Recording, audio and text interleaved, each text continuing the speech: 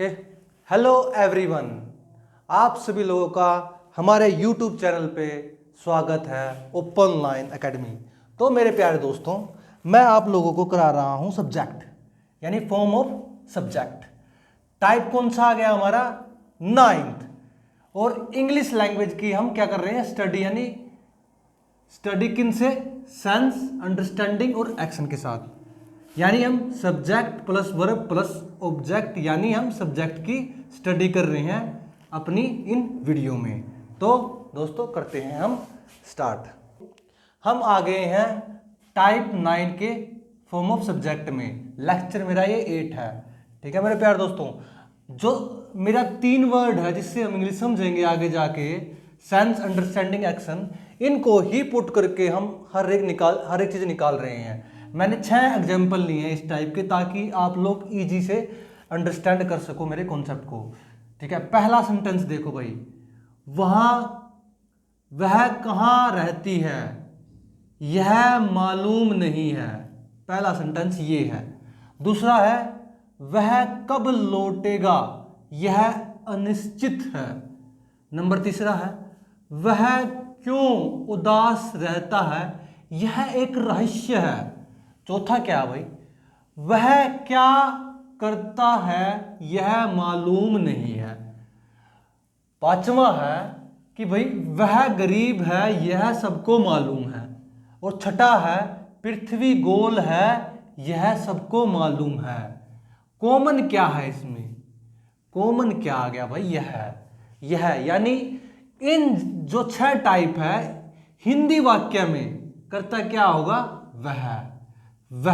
ठीक है, लेकिन इसके अलावा इसमें और कुछ भी है। क्या है? प्रश्नवाचक शब्द। प्रश्नवाचक शब्द कौन कौन से हैं? कि भाई वह कहां, एक ये। उसके बाद क्यों, एक ये। कब, एक ये। क्यों कितने में आ गया ये? 1 2 3 4। क्या है ये? प्रश्नवाचक। प्रश्नवाचक शब्द है ये, यानी प्रश्नवाचक वाक्यों को ट्रांसफॉर्मेशन करते हैं ऐसे इंग्लिश में। लेकिन 5वें और 6ठे में नहीं है ये। ध्यान से देखो भाई, नहीं है। 5वें 6ठे में क्या है? वह गरीब है। पहले 4 में क्या है? क्यों, कहां, कब, यानी प्रश्नवाचक शब्दों के साथ है। ठीक है, लेकिन 5वें 6ठे की जो ट्रांसफॉर्मेशन है हिंदी की, वो थोड़ी डिफरेंस है। कैसे भाई? पृथ्वी गोल है यह सबको मालूम है। मतलब कि भाई किसकी बात कर रखी है? फैक्ट की बात कर रखी है। वह गरीब है, भाई वो गरीब है यह सबको पता है। क्या है? फैक्ट है। जहां प्रश्नवाचक वाक्य आते हैं और जहां फैक्ट आते हैं, उन दोनों सेंटेंसों की ट्रांसफॉर्मेशन में थोड़ा सा अंतर होता है। लेकिन मैंने आपको ऊपर ब्रीफिंग करा दी है भी, इन 6 सेंटेंसों में 2 टाइप से क्वेश्चनों की ट्रांसफॉर्मेशन होगी। नेक्स्ट कि भाई अंग्रेजी में सब्जेक्ट क्या होगा? ठीक है, कि भाई noun clause as a subject. किसी भी वाक्य में नाउन क्लोज भी होता है और प्रिंसिपल क्लोज भी होता है। ठीक है, प्रिंसिपल क्लोज क्या होगा? जो इससे इस साइड होगा, ये सारा का सारा क्या होगा? इससे प्रिंसिपल क्लोज। लेकिन इस टाइप के क्वेश्चनों में noun clause as a subject use किया जाएगा। किस वाले सेंटेंसों में? जहां पर उपवाक्य प्रश्नवाचक शब्द के साथ। प्रश्नवाचक शब्द कौन कौन से हैं? यहां क्यों, कब और क्यों, इन 4 वालों में देखो। और noun clause as a subject use होगा। आई बात समझ में? जितनी आप मेरी क्लासों को आगे देखोगे तो मैं हर एक principal clause, noun clause, as subject, as object सब प्रूफ करूंगा मैं। लेकिन जितना हमको इसमें सीखना है उतना ही सीखेंगे। मैंने आपको ये समझाए कि भाई क्या है, रटना नहीं, समझाए है क्या है ये, क्या डिफरेंस है। जैसे कि पहला सेंटेंस, वह कहां रहती है यह मालूम नहीं है। यानी नाउन क्लोज एज सब्जेक्ट क्या होगा इसमें? Where she lives is not a known. यहां ना यह का मीनिंग नहीं आएगा, जो मैंने टाइप 8वां कराया था ना, सेम, बिल्कुल सेम। यहां पर यह का मीनिंग नहीं होगा, बेशक आपका प्रश्नवाचक हो या आपका फैक्ट वाला हो। फैक्ट वाले कौन से आपके पांचवे और छठे, बेशक इसमें क्यों ना हो, इसमें भी यह का मीनिंग नहीं आएगा।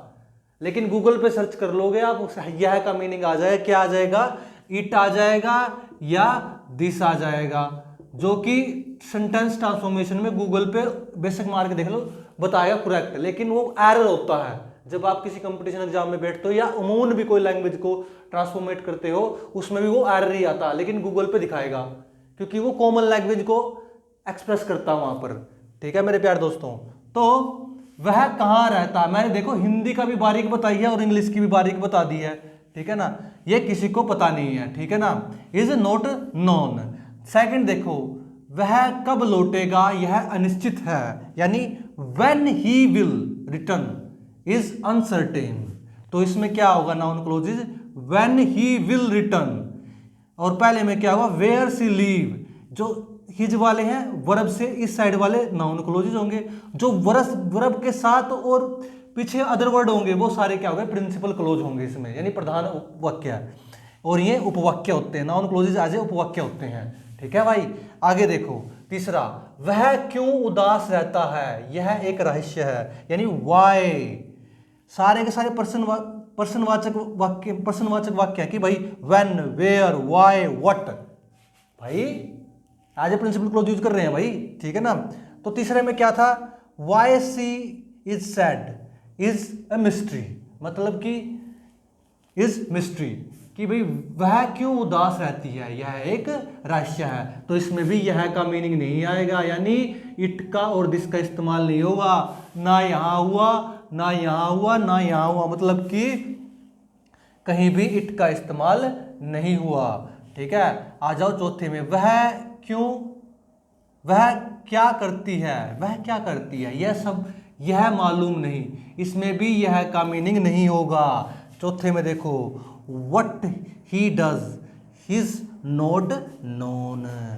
ठीक है मेरे प्यारे दोस्तों, अब मैंने स्टार्टिंग में ही डिफरेंस कर दिया था कि भाई पांचवा और छठे में किसकी बात की जा रही है, फैक्ट की, यानी सत्यता की, यानी तथ्य की बात की जा रही है, यानी कि इसमें प्रश्नवाचक जैसी कोई बात है ही नहीं इन दो, पांचवे और छठे केस में। ठीक है, जैसे कि वह गरीब है, यह सबको मालूम है, तो इसकी नाउन क्लोज ट्रांसफॉर्मेशन क्या होगी, हमेशा याद रखना, वहां पर दैट का इस्तेमाल होगा। इस बात का इस दिमाग में सेट कर लो कि भाई ये कॉन्सेप्ट बहुत ज्यादा इंपॉर्टेंट है, जहां पर कहीं भी तथ्य की बात होगी वहां पर दैट का इस्तेमाल होगा as a noun clause subject. ठीक है मेरे प्यारे दोस्तों, ये बात दिमाग में कई बार रट लो, इट्स और दिस का इस्तेमाल वहां पर कभी भी नहीं होगा।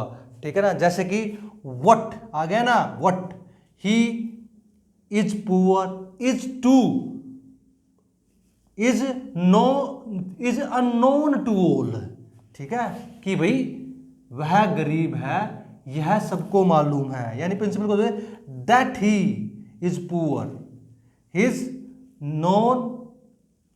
Known to all. लास्ट का देखो, पृथ्वी गोल है, इसमें भी यह का मीनिंग नहीं होगा, इसमें भी यह का मीनिंग नहीं आएगा भाई, इन सेंटेंसों में कहीं नहीं है इट और दिस का इस्तेमाल, सबको मालूम है, यानी छठा, that the earth is round is known to all. ठीक है मेरे प्यारे दोस्तों, ये जो मैं रूल रेगुलेशन बता रहा हूं ना, ये किताबों में पढ़ के देखना, कहीं भी आप लोगों को समझ में नहीं आएगा भाई क्या दिस का इस्तेमाल हो रहा, कहाँ दैट का इस्तेमाल हो रहा। तो इट और दिस का इस टाइप वाले वाक्यों में भी, जहां पर noun clause as a subject होता है, यह का इस्तेमाल हिंदी में तो करता होता, लेकिन इंग्लिश में कहीं भी कोई मीनिंग नहीं होगा। ये बात मैं बार बार बता रहा हूं। ठीक है मेरे प्यारे दोस्तों, क्लोज कि भाई जो वर्ब के साथ मैं इनके केस करा रहा हूं, इनके केस का ये कौन सा टाइप आ गया, कौन सी संख्या, सातवीं और आठवीं, यानी किसी वर्ब के साथ प्रीपोजिशन इन लाइन है, कौन सा आ गया, सातवां और आठवां, सेक्शन सेकंड मेरी वीडियो का, पैरेशियल वर्ब, कि भाई ड्रॉप इन, यूं ही मिलना, फॉल इन, कतार में खड़े होना, ये मैंने इसका एक एग्जाम्पल दे दिया।